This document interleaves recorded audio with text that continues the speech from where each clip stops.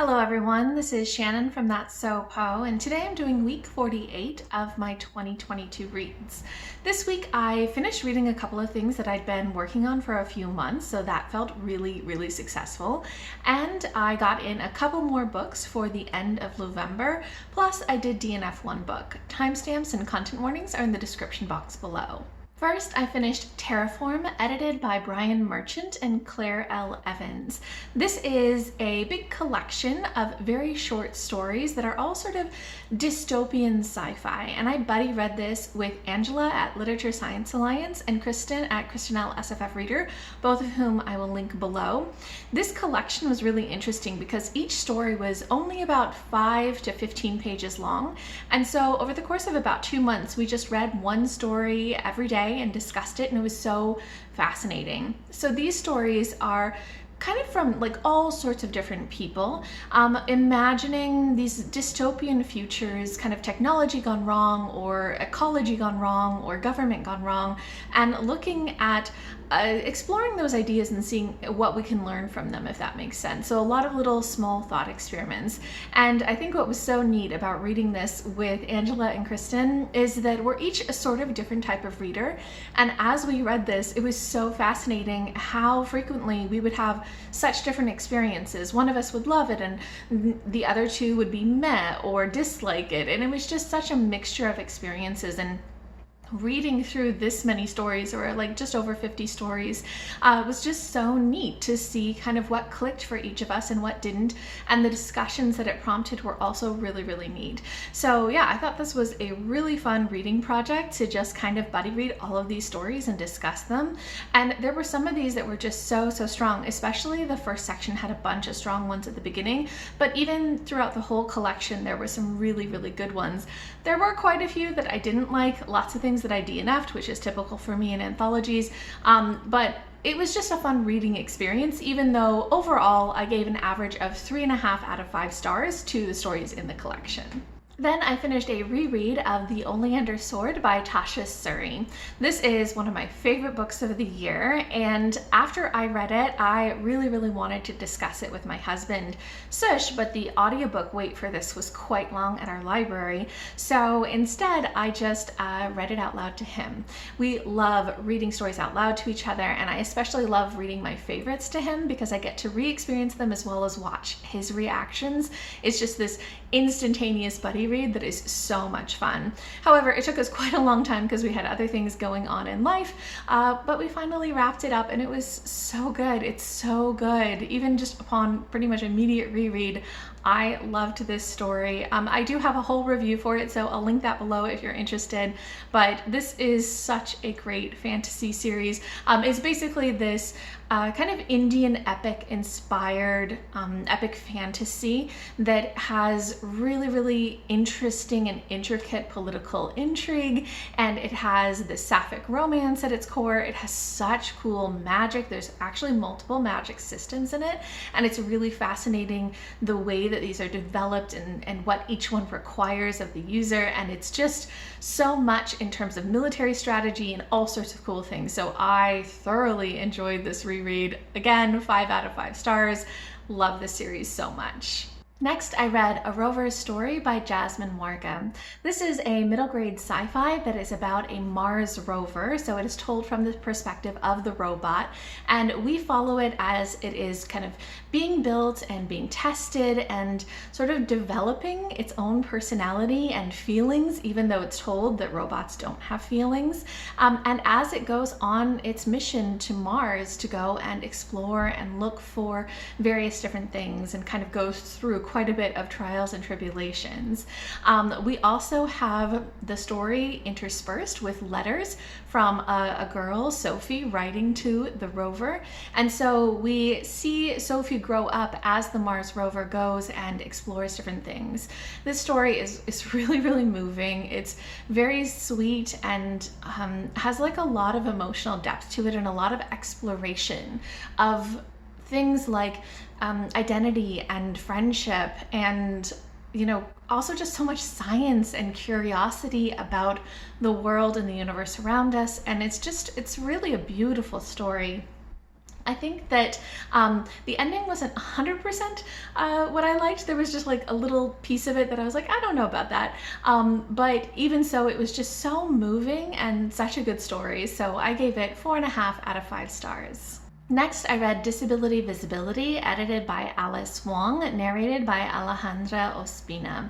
I listened to this on audiobook, and I'm so glad that I did. I've been wanting to read this for such a long time. I've heard so many amazing things about it, and it is just such a great collection of all sorts of different voices across a huge, wide variety of experiences and types of disabilities and intersectional identities and all sorts of things, and also sort of different types of essays, like some of these are interviews and some of these are like manifestos and all sorts of things. So it was a really fascinating project that brought together all of these different people talking about their experiences being disabled and the way that kind of that interacts with the world.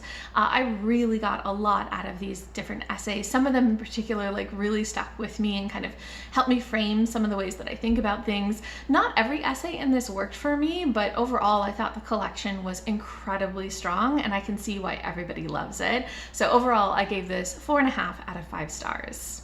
Then I read a couple of romance books for the end of Lovember, starting with West Side Love Story by Priscilla Oliveras, which is the first book in her Queens of Mariachi contemporary romance series that is retelling of Shakespeare plays. Very loose retellings, but still really, really fun. So this one is a Romeo and Juliet / West Side Story retelling, and it is so, so cool. So this is basically about a woman who is a nurse, but on the side, she is in this mariachi band that she and her sisters all play in. And they are entering a competition to try to get some prize money to help out their family who run this sort of community center in an area that's being gentrified. And another band enters the competition who has a lot of bad blood with her family.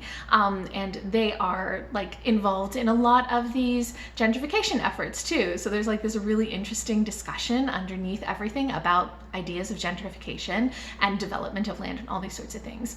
And she finds herself very much falling for a guy who's in that band. And they know that this is going to cause a lot of issues with their families. There's really, really quite a lot of bad blood, and they're in this competition against each other, but they can't help but really be attracted to each other. The chemistry between them was so, so strong. And I was actually really surprised as I read this book because it's a closed door sex scene romance. So there's no actual like sex on page, but the heat is so strong when it comes to just their attraction to each other. It's really well done. And the way that they're each balancing all of these different obligations in their lives is so interesting. I loved the way that their story developed, and I just felt super engaged the entire time. And there's a lot of interesting plot stuff going on with their families and with this sort of band rivals thing. So it's really cool. There is a little bit of drama in this, especially towards the end, but again, it's a Romeo and Juliet retelling. You have to expect a little bit. It doesn't end tragically like the actual play, so that's good. But yeah, I really enjoyed this. I gave it 4.5 out of 5 stars, and I definitely want to continue on with the next book in the series. Then I also read Mrs. Martin's Incomparable Adventure by Courtney Milan. This is a romance novella that is set in Victorian times, and it's a sapphic romance between two older female protagonists. So Mrs. Martin is in her 70s, and she's very, very rich. And one day, Violetta comes to her. Violetta is basically an accountant, and Mrs. Martin's very horrible, terrible nephew has been living in a kind of boarding house and not actually paying any rent. And so Violetta goes and tries to get Mrs. Martin to pay for this, even though technically Violetta, who is just about 70, doesn't actually work there anymore. But she was let go right before retirement age and without a pension, sort of on thin excuses. And she sees this as a way to actually secure enough money for herself so that she can live out the rest of her life. And so it's just a little bit of a con. But Mrs. Martin decides that she wants an adventure, and so she says, I'll just help you get rid of him.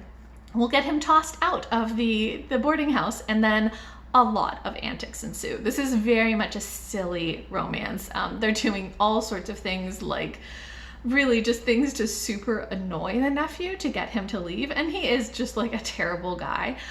There is a lot in this that is talking about just misogyny and about the way that women are treated, especially older women.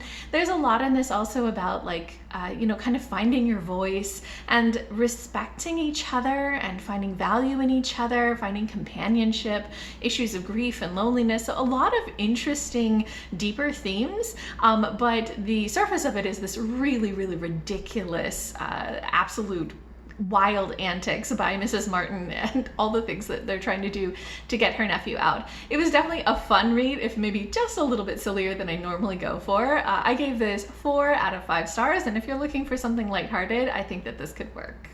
And lastly, I did DNF one book, which was Easy Beauty by Chloé Cooper Jones. I listened to this on audiobook, which is read by the author herself, and I found that although I think the topic of this is really interesting, the writing style just wasn't quite working for me. So this is basically a memoir where Cooper Jones is talking about her experiences and her connections and thoughts on kind of the philosophy of art and beauty. So she is a philosopher, and she talks quite a bit about the ideas of what makes beauty and how people see that and what it means to her as somebody who has a kind of a disability that is visible, that is physical, that people can notice that she doesn't really fit into other molds, and the way that she is treated and the way that they think about her life.